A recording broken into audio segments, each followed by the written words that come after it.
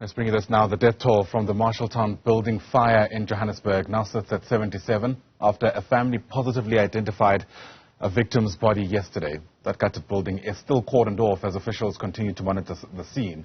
At the same time, some of those affected, including their family members, are now struggling and trying to pick up the pieces. Let's continue taking stock of what's happened. Bring in Joburg's EMS spokesperson, Mulaudzi, who was at the scene and, in fact, has been watching the story since it broke. He joins us now via our telephone line. And Mr. Mulaudzi, thanks very much indeed for your time. Welcome to Newzroom Afrika. You know, it's barely a week since that tragedy took place there in Marshalltown, and we're hearing of yet another fire, this time in Fleurhof. What happened? Good morning, Ayanda, and good morning to the viewers. Yes, we are just currently responding to a multiple shacks on fire incident in Fleurhof Extension 5, an informal settlement where about 44 shacks were gutted.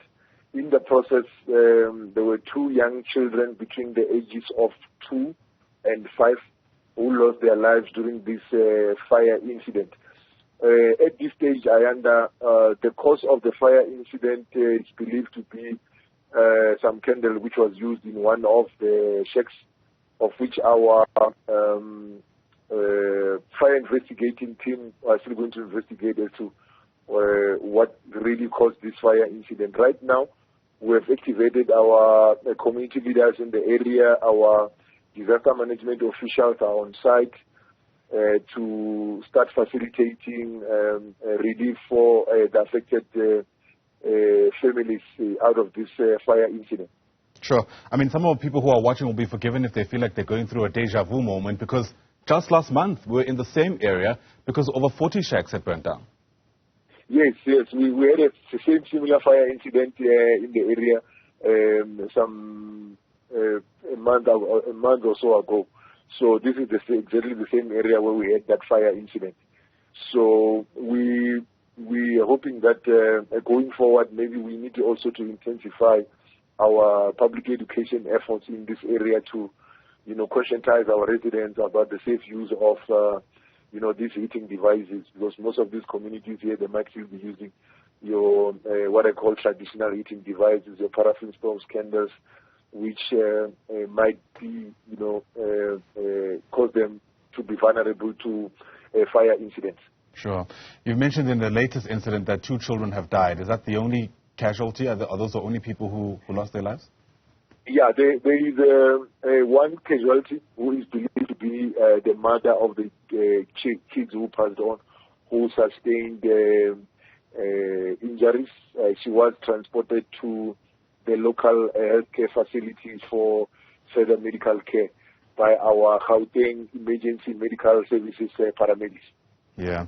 You and I, Robert, were at the scene in Marshalltown when that fire on Thursday morning started. And throughout our engagement, you at some point mentioned that you had never seen a tragedy of that scale. You've never seen something like that in the 2 decades that you've been doing this.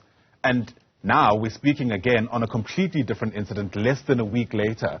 Are you getting a sense that the message around how, at the very least, to ensure that you keep yourself safe from the devastation of fires is not landing?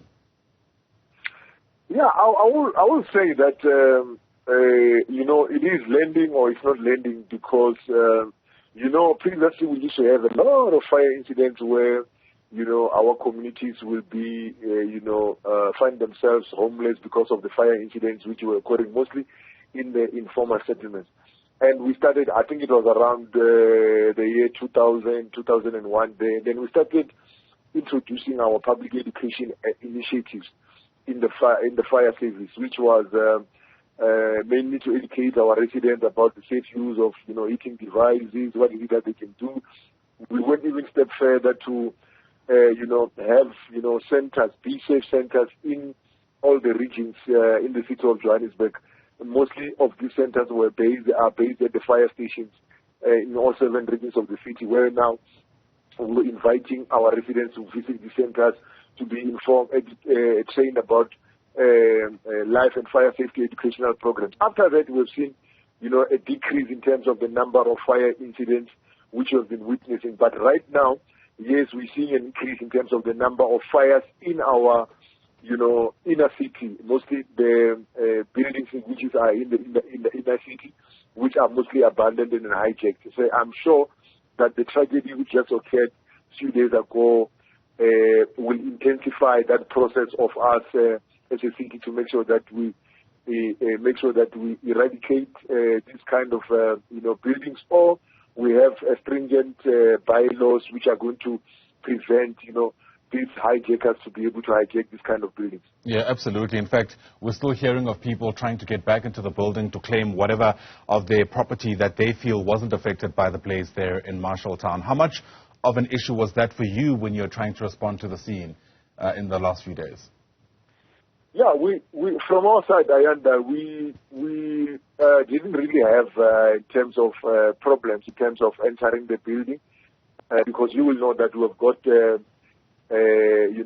specialized equipment which we use to maybe forcibly enter the building, as there were some obstructions in that building. But I think the only concern from our side as firefighters, we mostly attending to those kind of incidents, fires almost on a day-to-day basis. However, on this one, it was that the difficulty was it's actually an informal settlement inside the building, because that area, you had structures inside the buildings, which was, also a danger to the people who were staying there, and also a danger to the firefighters when they were conducting their firefighting operations. And also, the most importantly, the structural integrity of the building. You wouldn't know whether, the structure is still in good condition or not.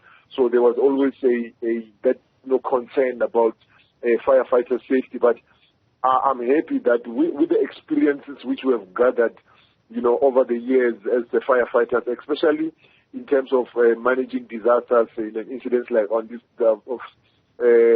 caliber, our members have gathered that enough experience to be able to maneuver in such difficult conditions, and I'm happy that we managed to continue to conduct our firefighting operations, and we managed to recover those 74 bodies out of that building, and then all those over 60 people who were injured. So I think to work together well with other emergency services personnel, other men and women, be it South African Police Service, JMPD, Gauteng Medical Emergency Services, paramedics who were on site. So I think there was a good coordination, which we displayed out there to our communities out there, our residents of the city of Johannesburg, that generally, as emergency services, they can all the time still rely on us when we come across disasters like the one we had on Thursday. Absolutely. Robert Mulaudzi, as always, thanks very much indeed for your time. Robert is the spokesperson for Joburg's EMS. As we take stock of what took place in Marshalltown, we've just learned there's been yet another fire disaster, this time in Fleurhof.